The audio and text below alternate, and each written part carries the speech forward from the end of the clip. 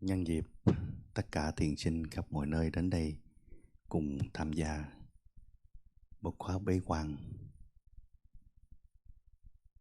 với tất cả Ruma tu sĩ. Ngày hôm nay, Chư Phụ cùng với Sandra Ruma đã đồng hành cùng ta trên thế gian này, đem thông điệp của Thượng Đế ban rải cho muôn sinh với một con đường thánh thiện và đạo đức. Thôi thì ngày hôm nay, ta Ruma đại diện cho thiên đàng cùng với tất cả Sandra Ruma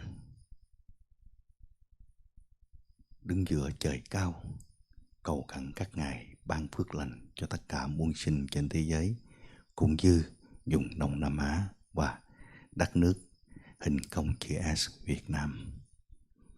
Nhân dịp quý vị đến đây cùng bế quan, quý vị định tâm lại và chung hưởng với hương vị của sự thiêng liêng của càn khôn vũ trụ qua buổi lễ cầu phúc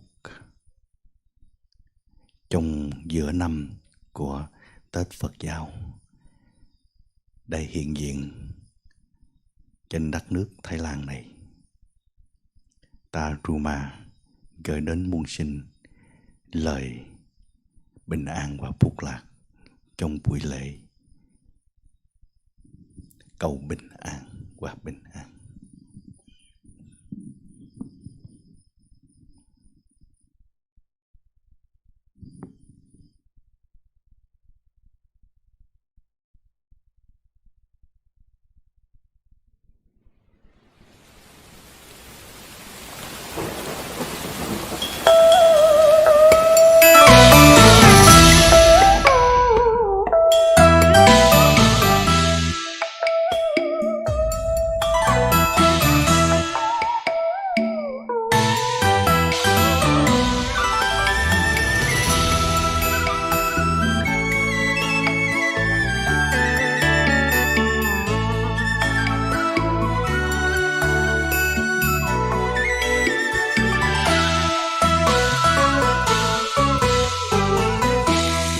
Ta tính toán sau khi rời Ruma thánh địa, thấy miền Nam Việt Nam sắp phải chịu bão lũ, nghiệp chướng sắp đổ về quê hương miền Tây.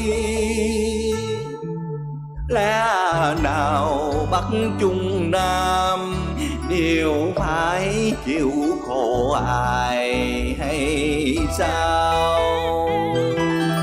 Vì sao quê hương ta mãi phải chịu nhiều khổ ai? Đất nước ta trải dài biển đông, mềm như dây lụa. Vì sao đại hồng thủy cứ ào ịch đổ về quê hương ta?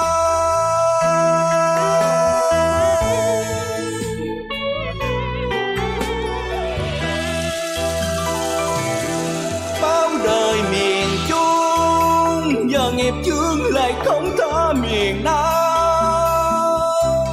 Nước lũ sẽ dâng trào còn hơn cuồng phong bão tố.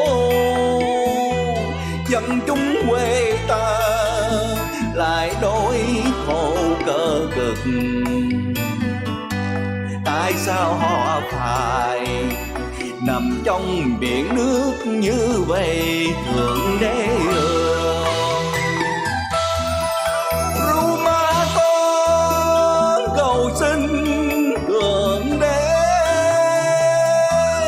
cầu mẹ Quan Âm các bậc thần linh, xin Ngài cứu giúp miền Tây quê hương con vượt qua đại hồng thủy. Xin các Ngài nghe thấu lời Ruma con khấn nguyện, chúng sanh quê hương con phải chịu khổ ai biết bao đời. Xin các ngài từ bi cứu giúp họ, ru ma con cầu xin và cầu xin.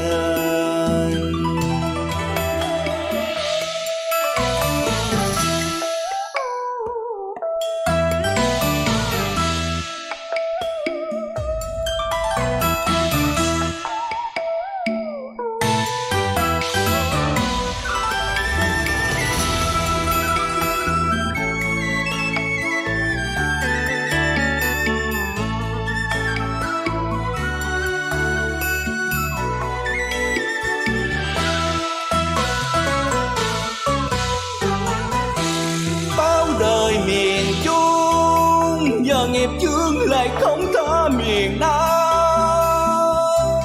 nước lũ sẽ dâng trào còn hơn cuồng phong bão tố. Dân chúng quê ta lại đói khổ cơ cực, tại sao họ phải nằm trong biển nước như vậy Thượng Đế ơi.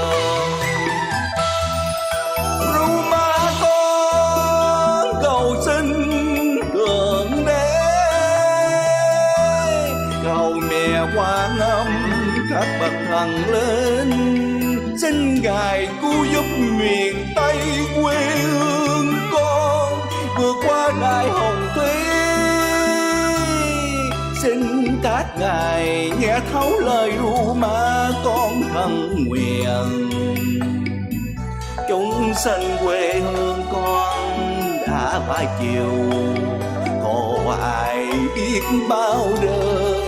Xin các ngài từ bi cứu giúp họ, ru ma con cầu xin và cầu xin.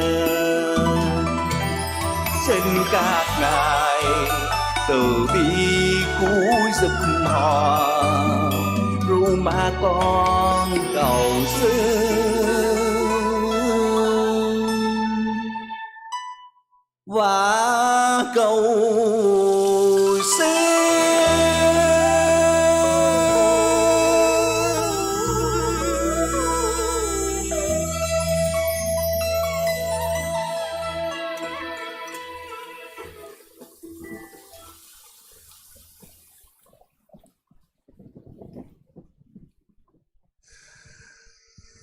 Ru ma con xin dẫn đến đấng thiêng liêng của càn khôn vũ trụ với lời cầu xin và cầu xin cho thế giới này và vùng Đông Nam Á.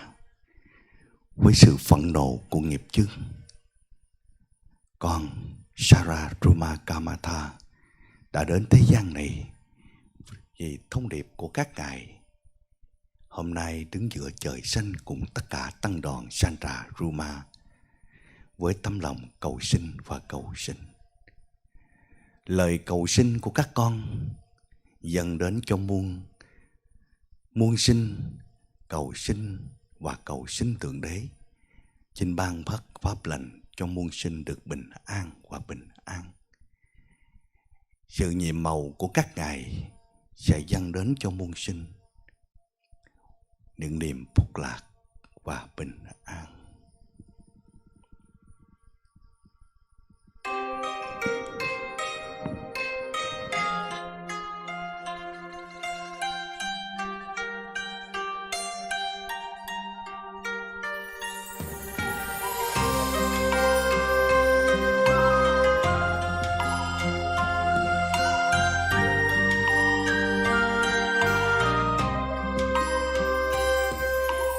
Nam mô Guru Omkaroma, Nam mô Guru Ramabuchi, Nam mô Guru Sohan, Nam mô Guru Baba Sakyamuni, Nam mô Guru Ranka.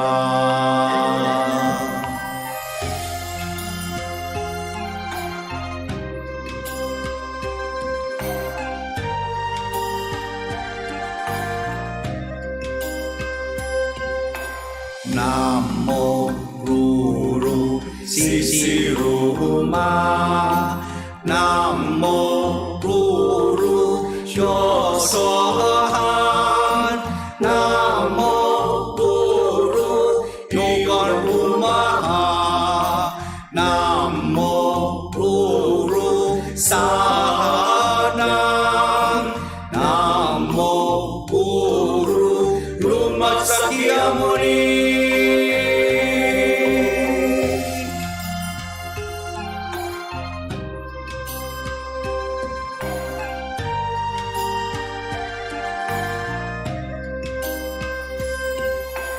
Nam mô Guru Omkaroma. Nam mô Guru Ramapushi. Nam mô Guru Sohan. Nam mô Guru Baba Sakyamuni. Nam mô Guru Ranka.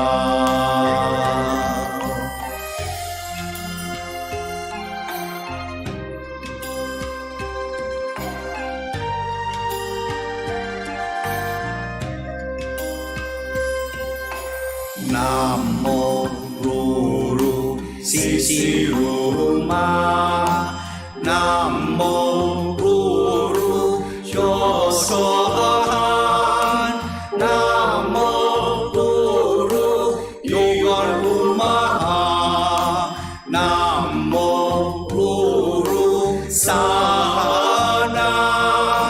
Nam mô Guru Ruma Sakyamuni.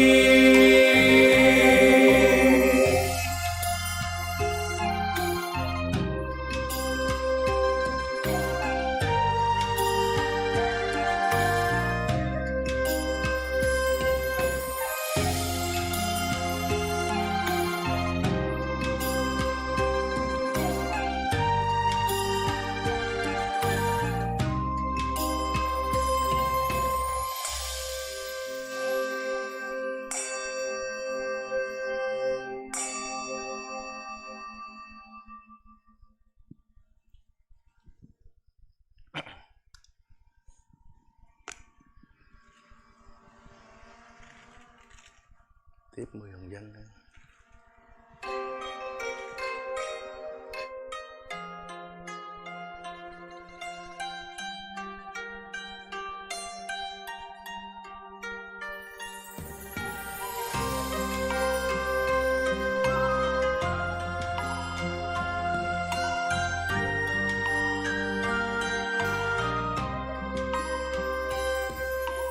Nam mô Guru Omkaroma. Nam mô Guru Ramapushi. Nam mô Guru Sohan. Nam mô Guru Baba Sakyamuni. Nam mô Guru Ranka.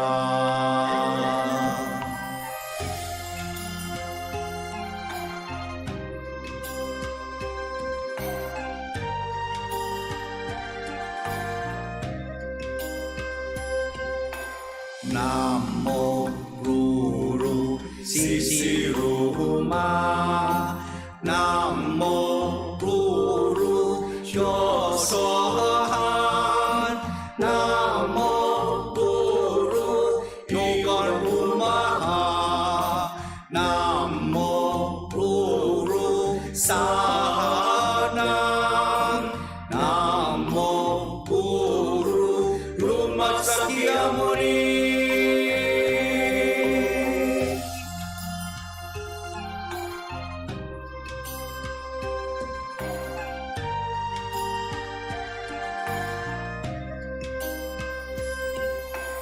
Nam mô Guru Omkaroma. Nam mô Guru Ramapushi. Nam mô Guru Sohan. Nam mô Sakyamuni. Nam mô Guru Ranga.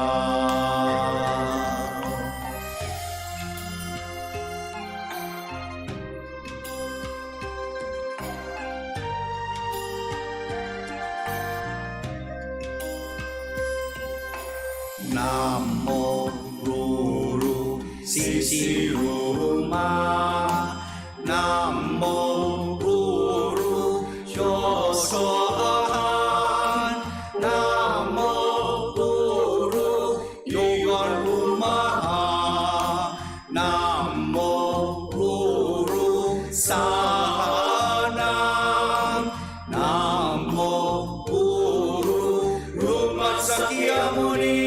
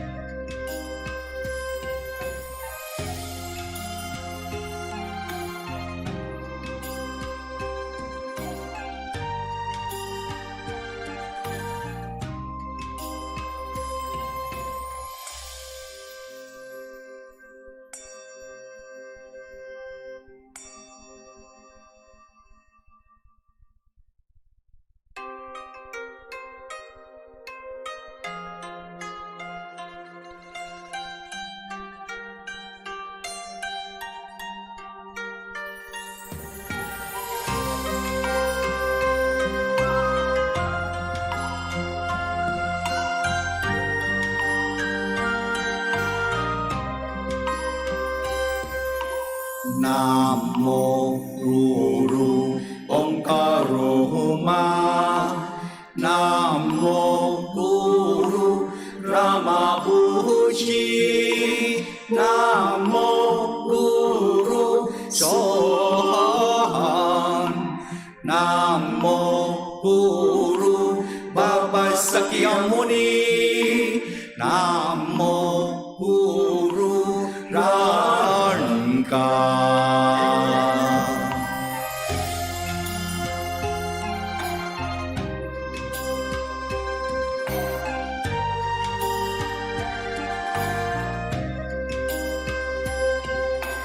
Nam mô Guru Sisiruma. Nam mô Guru Chosohan. Nam mô Guru Yogarumaha. Nam mô Guru Sahanam. Nam mô Guru Ruma Sakyamuni.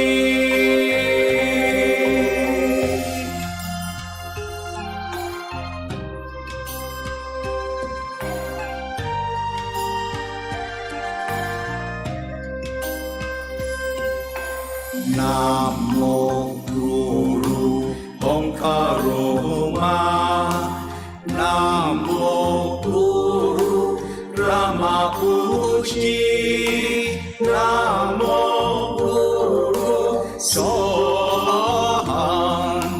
Nam mô Guru Baba Sakyamuni. Nam mô Guru Ranga.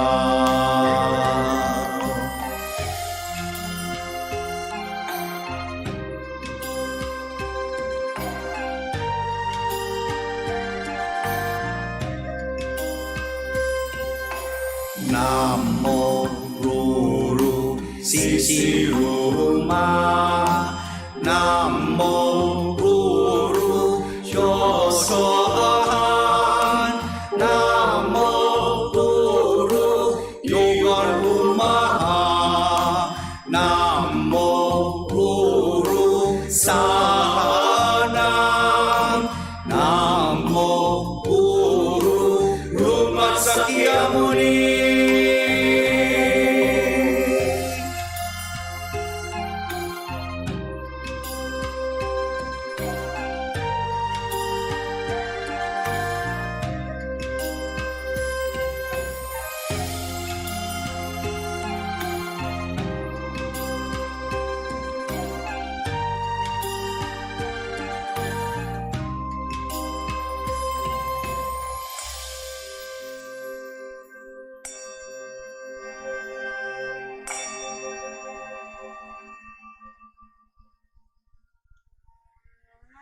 Ok, thôi thì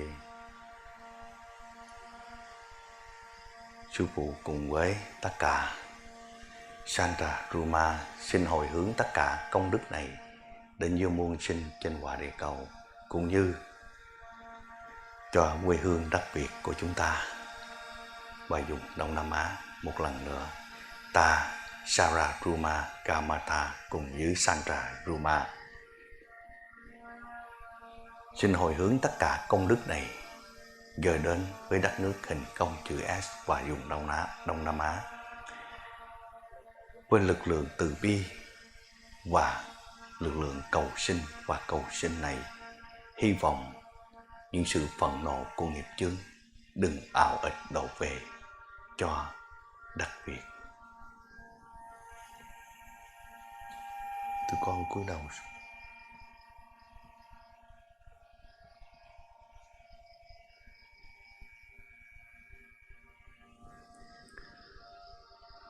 Ta Sarah Ruma Kamatha xin dâng hiến tất cả những công đức muôn đời đến cho muôn sinh và cầu xin các đấng thiêng liêng của càn khôn vũ trụ xin ban phước lành và phước lành bình an cho muôn sinh, với ngày lễ cầu phúc bình an và cầu sinh các ngài.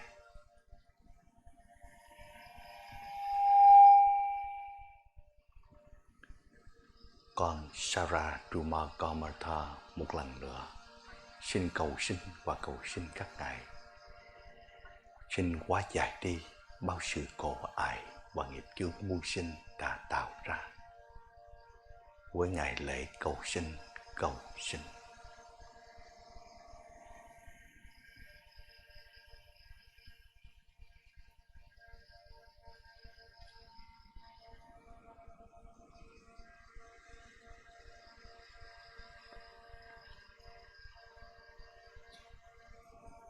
Ok, thôi được rồi.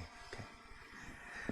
Rồi, xin cảm ơn tất cả thiền sinh khắp mọi nơi trên toàn thế giới dự buổi lễ cầu sinh các đấng thiêng liêng ban phước lành và hóa giải đi những sự phẫn nộ của nghiệp chướng đổ về cho loài người trong trái đất của chúng ta, và tất cả thiền sinh mấy ngày vừa qua, cũng như hơn cả ngàn thiền sinh đã tham dự qua thiền thất Sông Ran phúc lạc bình an. Thôi thì Guru làm một buổi lễ cầu sinh các đấng thiêng liêng, xin hồi hướng công đức này đến cho cuộc sống của quý vị, cũng như cho quê hương của mình và cho đất nước hình không chữ S. Xin cảm ơn quý vị đã hợp tác và hỗ trợ buổi lễ được tốt đẹp và thành công. Okay. Tất cả thiền sinh có thể chút nữa ban tổ chức có thể lấy cái kéo cắt can cái cọng dây, rồi quý vị giữ lại cọng dây này là vậy. Quý vị giữ lại cọng dây và một cọng dây bình an và phúc lạc đem về cho quê hương của chúng ta, với một lực lượng xuyên qua cọng dây tơ bạc này để đem đến trong cuộc đời của quý vị, cũng như cho đất Việt của chúng ta. Thôi, sư phụ xin cảm ơn và cảm ơn.